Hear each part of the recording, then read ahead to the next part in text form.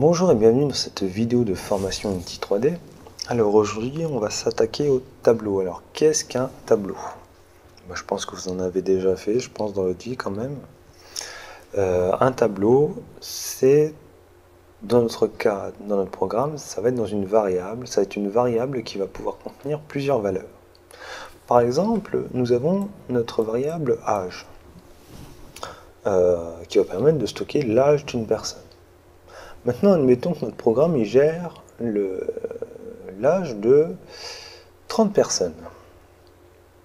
Comment faire? Soit vous faites âge 1, puis ensuite vous allez à la suivante, puis vous faites âge 2, et ça vous le faites 30 fois. Pour vous embêter, imaginez que vous ayez à gérer tous les élèves de la France. Ça va être problématique. Dans ce cas-là, vous avez besoin de stocker dans une même variable plusieurs choses. Toutes les âges des 30 personnes. Dans ce cas-là, on va transformer notre int en tableau de int. On va avoir besoin de l'instancier, mais on ne va pas avoir besoin de forcément instancier ses valeurs. Par exemple, il faut savoir qu'un tableau, dessiner un tableau sur une feuille, eh bien vous allez voir qu'il a une taille définie. Dans la programmation, c'est pareil. Là, nous allons faire un tableau de 30 personnes. On ne pourra pas stocker l'âge de 31 personnes dedans. Donc, pour cela, on va créer des ints et on va en créer. Alors, je ne sais pas si c'est la bonne manière. Normalement, c'est comme ça. On va tester. Je suis pas sûr de mon coup là. Oui, c'est bon. Voilà. Là, on va créer un tableau d'entier de 30 éléments. Si je vais dans caméra et que je déroule mon programme, ça ne marche pas. Alors, c'est pas grave. Ça, c'est une syntaxe qui devait être dans un autre langage de programmation. Je ne sais pas faire. C'est tout, c'est pas grave. Qu'est-ce que je vous ai dit? On peut faire appel à la documentation. Alors, oh mon Dieu. Oui, c'était la vidéo précédente où je ne savais pas écrire bizarre. Donc, je vais avoir besoin de Unity. Hop. Unity. J'ai fait une erreur. Voilà. Je vais aller dans la documentation, donc apprendre, documentation, scripting. Un tableau, alors c'est de l'anglais, la documentation est en anglaise, donc tableau en anglais c'est ouais. Notez le superbe accent. Et là, donc je suis dans les tableaux, et puis je vois que j'ai écrit correctement. Ah non, ça c'est pas du Java, c'est pas du... Ouh, ils sont emmêlés les pinceaux. Alors là, ce que vous voyez, c'est du JavaScript. Donc si vous avez un petit peu de mal, c'est normal. Maintenant, comment je fais pour avoir mes 30 int? Parce que je tiens à avoir mes 30 int. Ah voilà, donc je l'avais bien fait en fait. Désolé. Simplement, il fallait rafraîchir le script pour les afficher. Donc j'ai bien mon tableau de 30 éléments. Si vous voyez 29 ici, c'est normal. Le tableau ne commence pas à 1, mais à 0. Donc ça, il faut savoir que c'est très important. Un tableau, sa première case, elle vaut 0, elle ne vaut pas 1. Enfin, pas sa valeur, mais son indice. Puisque nous avons des indices. Dans notre cas, l'indice de nos 30 personnes, ça va être âge 1, âge 2, âge 3, etc. Donc par exemple, si je veux montrer la variable âge 1, dans ce cas-là, il faut mettre les crochets et mettre l'indice à l'intérieur. Le premier âge, c'est l'âge 0, puisqu'on commence à 0, pas à 1.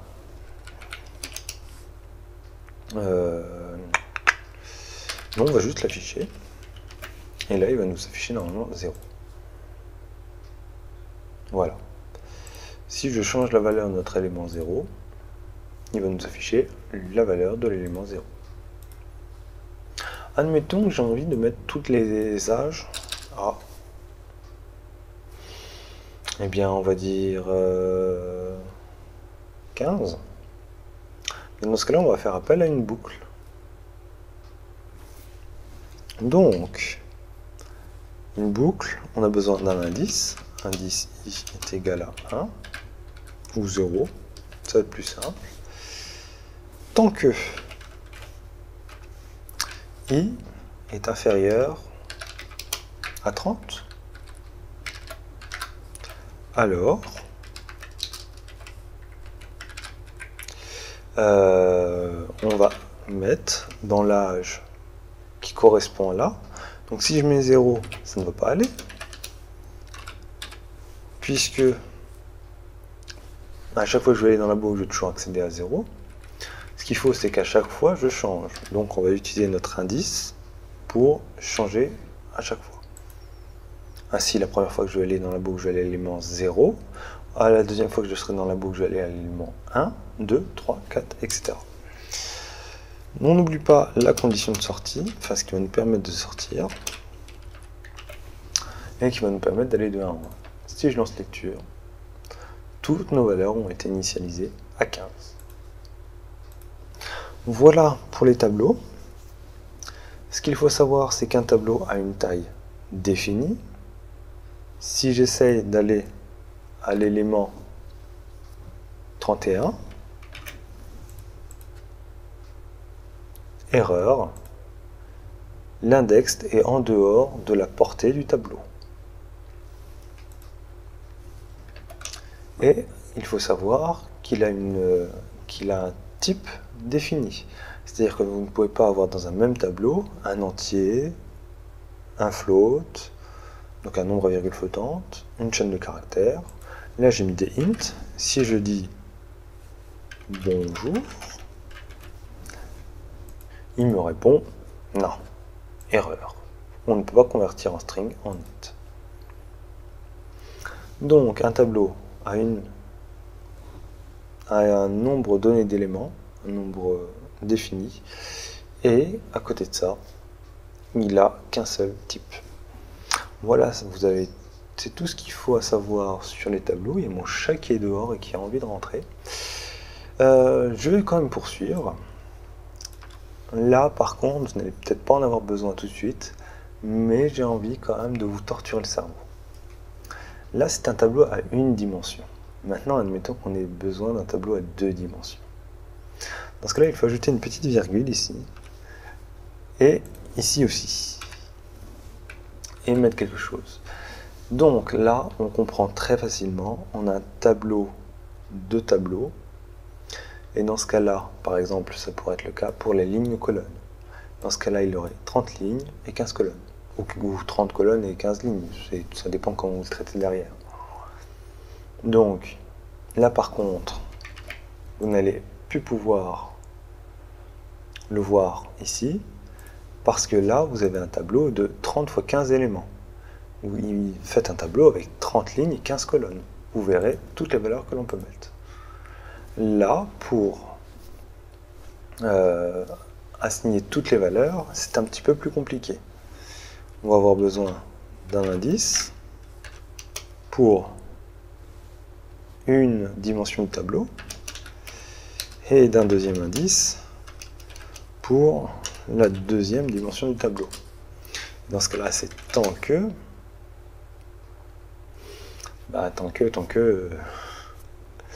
qu'on n'a pas rempli le tableau. Donc dans ce cas-là, c'est 15 fois 35. Alors ça dépend aussi comment on va remplir notre tableau. Alors, sachez bien que ça, c'est plus pour votre culture, enfin, sachant que c'est très utilisé en programmation, mais vous n'allez pas l'utiliser tout de suite. Alors, admettons qu'on va d'abord remplir les colonnes. Donc, dans ce cas-là, ou les lignes, pour l'instant, ça n'a pas d'importance. Tant que i est inférieur à 30. On va faire i donc on va l'incrémenter, c'est-à-dire ajouter 1 à sa valeur. Et on va encore faire une boucle, c'est-à-dire on va faire une boucle imbriquée. C'est pour ça que je vous dis que c'est plus pour votre...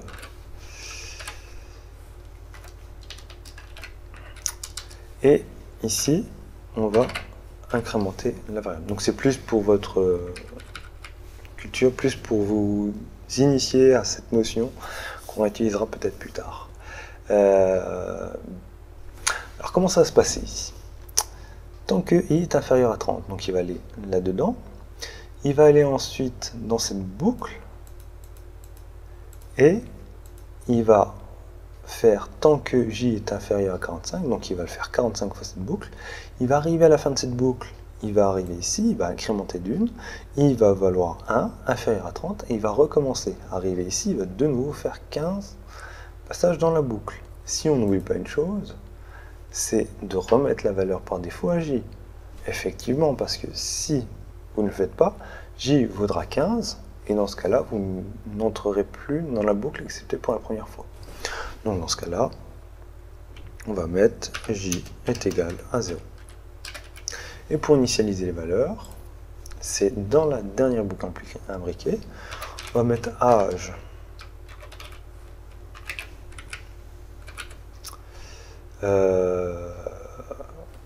ij,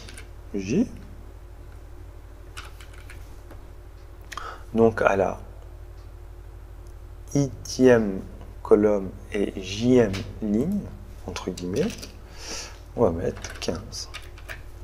Si j'affiche n'importe quelle valeur, donc debug.log âge, je sais pas moi, 10, 5, et qu'on affiche, normalement, ça nous affiche 15.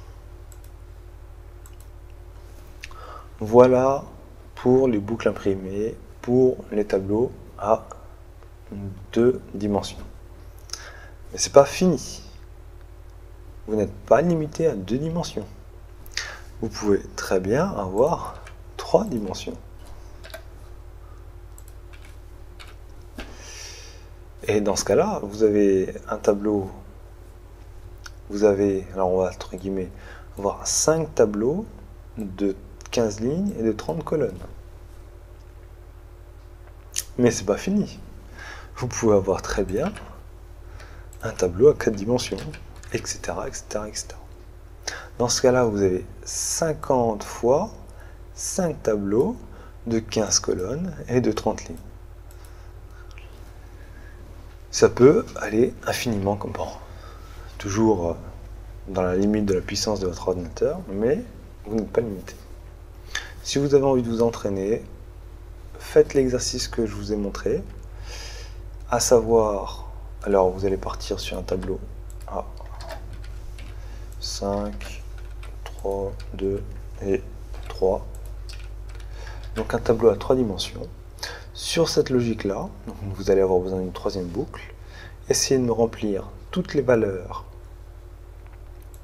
du tableau par leur indice, à savoir si vous êtes à l'élément 0, donc à la première ligne, mais dans le tableau ce sera 0 puisqu'on commence par 0 dans un tableau, donc à l'élément 0 du tableau et 0 du deuxième tableau et 0 du troisième tableau, le chiffre sera 0, 0, 0. Voilà, c'est tout pour cette vidéo formation sur les tableaux. Alors, on se retrouve dans la prochaine vidéo pour les listes qui sont des sortes de tableaux qui ne sont pas tout à fait pareils, qui ont leurs avantages, leurs inconvénients. Nous verrons cela en détail. A tout de suite.